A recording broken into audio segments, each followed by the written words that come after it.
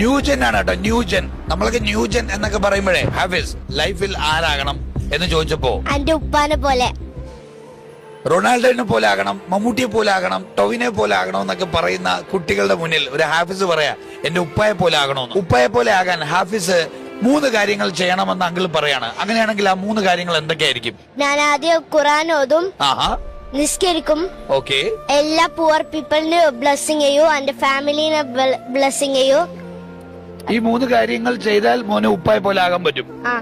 ഈ 3 കാര്യങ്ങൾ ചെയ്യുമ്പോൾ മോനെ എന്ത് കിട്ടും? ഹാപ്പിനെസ്, റിവാർഡ്സ് കിട്ടും, എൻജോയ്മെന്റ് ചെയ്യാൻ പറ്റും. ഹാപ്പിനെസ്, എൻജോയ്മെന്റ് ഒക്കെ കിട്ടുന്നത് പ്രാർത്ഥനയിലും ഖുർആനിലും. And then you said 3 feeding poor, അല്ലെ? പാവപ്പെട്ടവരെ ഫീഡ് ചെയ്യാം, എന്നിട്ട് അവരെ ബ്ലെസ് ചെയ്യാം. അപ്പൊ you will feel happy. New gen ആണ് കേട്ടോ, ന്യൂജൻ. നമ്മളൊക്കെ ന്യൂജൻ എന്നൊക്കെ പറയുമ്പോൾ എൻസിന്നും ജെൻ ആൽഫ എന്നൊക്കെ പറയുമ്പോ അവരൊക്കെ കമ്പ്യൂട്ടറിന്റെയും ഇന്റർനെറ്റിന്റെയും ലോകത്താണ് എന്നൊക്കെ പറയുമ്പോ ഇവിടെ എന്റെ മുന്നിലിരിക്കുന്ന ഹാഫിസ് പറയാണ് അതൊന്നുമല്ല.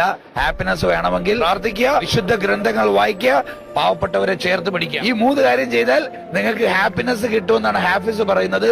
ചെയ്തു നോക്കുക കേട്ടോ.